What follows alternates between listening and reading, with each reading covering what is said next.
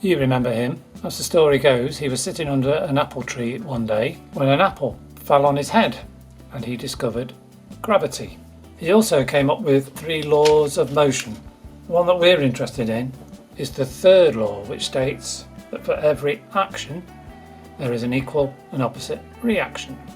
What this means is that if something happens in one direction, something else will happen in the opposite direction. For example, a rower sitting in a boat pushes backwards with the oars into the water, and this makes the boat go forwards in the opposite direction. And when it comes to getting out of the boat, the person stepping forward onto the jetty, or the action, pushes the boat backwards, goes in the opposite direction. This is the reaction. This is the way that a rocket works. Burning gases coming out of the back of the rocket creates a reaction, making the rocket go forwards, taking the astronauts up into space. So here are some experiments you can try for yourselves. However, remember that if you are going to try them, make sure that your parents say it's okay and that you have adult supervision. If you have air in a balloon and you let go, the air is forced out of the back of the balloon, which makes the balloon go forwards.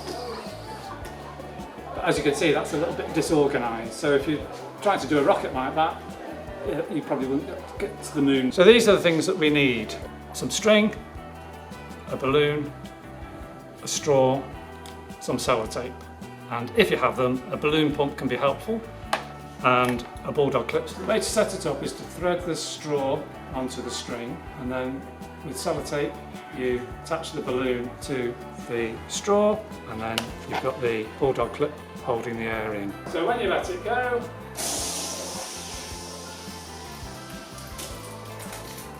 so that wouldn't have got you very far. So what you can do is experiment by changing different things, maybe changing the type of string, maybe changing the type of straw, maybe having a bigger balloon, maybe trying different amounts of pumps. You might be able to get a better result.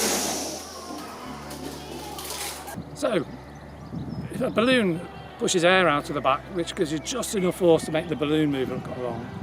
If you want to go more force, then you need to have something else coming out of the rocket. In this case, we've got water. So you can buy these kits, make sure you've got plenty of space, because if you let this off in your garden, first of all you'll probably lose it, secondly you'll upset your neighbours. So this is how we set it up.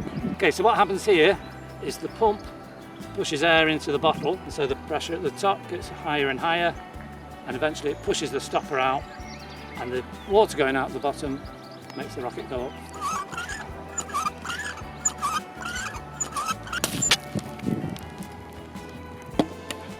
Those examples, we're setting the rocket up, launching it, and it just runs out of energy. Real rockets will carry their own fuel with them, and that's what this little device does. I'm going to fill the bottom with some bicarbonate of soda, and I'm going to put vinegar in the nose cone here, and when the two go together they will create carbon dioxide gas, which again should make it launch. But on this occasion I'm going to be extra careful. I'm going to wear some safety glasses as well.